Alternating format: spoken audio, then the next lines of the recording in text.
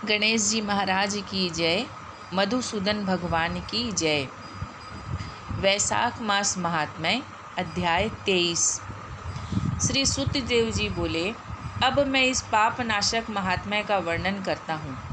माधव मास में शुक्ल पक्ष की अक्षय तृतीया के दिन जो सूर्योदय में प्रातःकाल स्नान करते हैं वे संपूर्ण पापों से छूटकर विष्णु लोक को जाते हैं।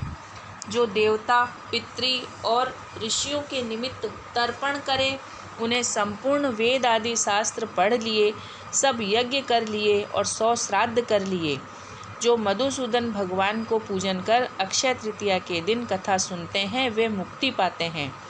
जो मधुसूदन भगवान की प्रसन्नता के लिए दान करते हैं वे भगवान की आज्ञा से अक्षय फल देने वाले होते हैं।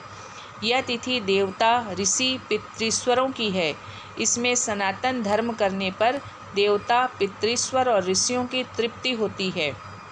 इस तिथि की प्रख्याति कैसे हुई वह भी मैं बताता हूँ। हे राजन, तू सावधान होकर सुन।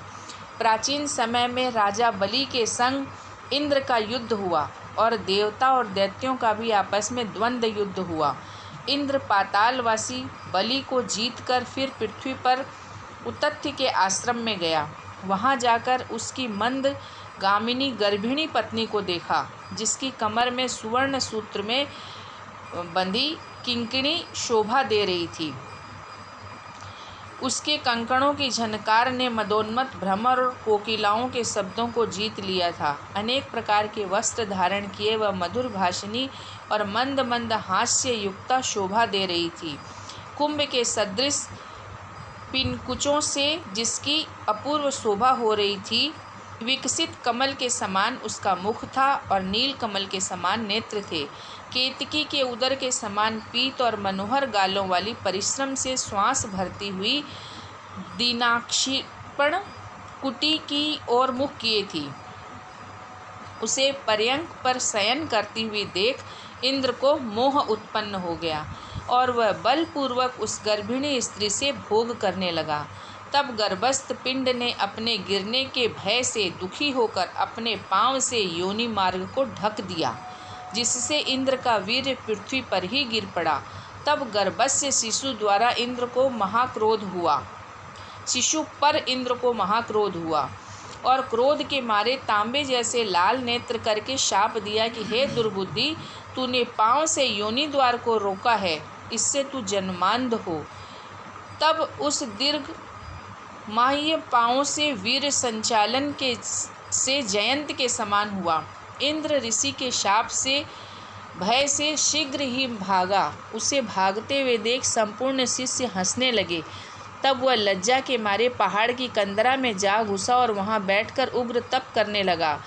जब इंद्र लज्जा के मारे कंदरा में जा घुमा तो राजा बलि और उसके साथी दैत्यगण गुप्त दूतों द्वारा भेद लेकर देवताओं पर आक्रमण करके अमरावतीपुरी दिक्पालों की विभूति और शंबर आदि तथा स्वामी रहित देवताओं के राज्य को बलपूर्वक भोगने लगे।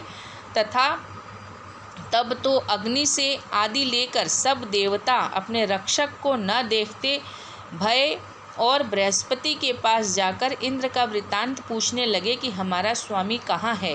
बिना स्वामी के हमारे राज्य पर दैत्यों ने आक्रमण किया है। हे विभो, बहुत दिन हो गए, इंद्र क्यों नहीं आए हैं। हे महाराज, हमें बताओ, जहाँ इंद्र होगा हम वहीं जाएंगे और प्रार्थना करेंगे। तब देवताओं के ऐसे पूछा तो बृहस्पति जी बोले, रसातल में बलि को जीतकर इंद्र उतत्प के आश्रम में गया और वहां जा उतत्प के स्त्री से छल पूर्वक संभोग किया। इस पर उसके शिष्यों ने बड़ी निंदा की। इससे लज्जा के मारे वह स्वर्ग में नहीं आया और पर्वत की गुफा में घुस गया। वहीं पर सची सहित निवास करता है और अपने किए हुए कर्म पर चिंता कर रहा है। बृहस्पति के ऐसे वाक्यों को सुनकर अग्नि आदि सब देवता इंद्र को ढूंढने और प्रार्थना करने के लिए मेरु पर्वत की कंदरा में पहुँचे। कंदरा में बैठे हुए इंद्र को देखकर उसके बलवीर का प्रकाश करने वाले लोक विख्यात स्तोत्रों से उसे प्रसन्न करने लगे। हे इंद्र, हे सब देवताओं के स्वामी, तुमको नमस्कार है। तुम्हारे बिना हमको दैत्यों ने बड़ा क्लेश दिया है। जिससे हम स्थान भ्रष्ट होकर दुख के मारे जगह जगह घूम रहे हैं। अतः तुम चलकर शत्रुओं का दमन करो। ऐसी स्तुति सुन इंद्र गुफा से बाहर आया। लज्जा के मारे नेत्र पृथ्वी की ओर कर कमर झुकाकर देखने लगा। दुख के मारे कंठ भर आया, जिससे मुख से कुछ भी न कह सका। यह सब दशा देख बृहस्पति जी बोले, हे इंद्र, तू शंका क्यों करता है? संपूर्ण जगत कर्म अधीन है। मान अपमान, सुख दुख, लाभ हानि, हार जीत सब पूर्व जन्म अर्जित कर्मों के अनुरोध से होता है। प्राणी कर्मों के अनुसार चलते हैं। देव योग से काल पाकर दुख अपने आप उपस्थित होता है। बुद्धिमान मनुष्य दुख पड़ने पर कुछ चिंता नहीं करते और सुख से प्रसन्न नहीं होते, इसलिए तुमको यह दुख प्रारब्ध से ही मिला है। हे इंद्र, इस दुख को पाकर तुम्हें सोच करने योग्य नहीं है।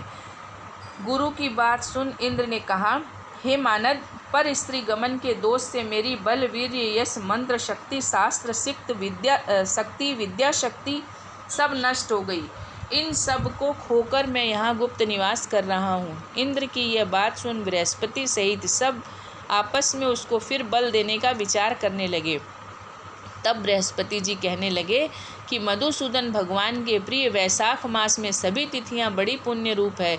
इसमें शुक्ल पक्ष की अक्षय तृतीया है।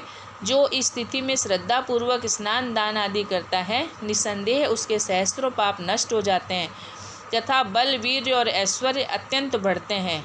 अतएव अक्षय तृतीया के दिन बलि के बैरी इंद्र द्वारा स्नान दान आदि सद्धर्म कराने चाहिए, जिससे उसका हित साधन हो, जिसके प्रताप से इंद्र में विद्या और मंत्र शास्त्र में पूर्ववत शक्ति हो जाएगी।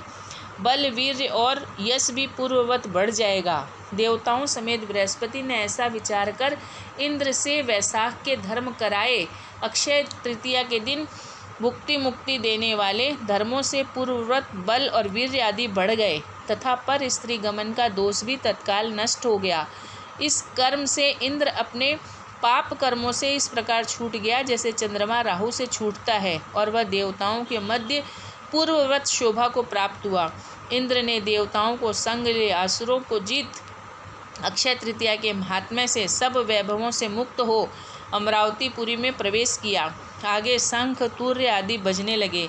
फिर इन्हीं से आज्ञा मांग सब देवता अपने अपने घर गए और पूर्ववत यज्ञ आदि में अपना अपना भाग लेने लगे और पितृश्वर पूर्ववत पिंड भाग प्राप्त करते हुए मुनि स्वाध्याय में तुष्ट हुए। राक्षसों के पराजित होने पर तभी से संसार में यह अक्षय तृतीया प्रख्यात है। यह देवता ऋषि पितृगण सब को संतोष देने वाली है, अतः यह सब कर्मों को काटने वाली सबसे पुण्यतम है। यह अक्षय तृतीया मनुष्यों को भक्ति और मुक्ति देने वाली है। मधुसूदन भगवान की जय।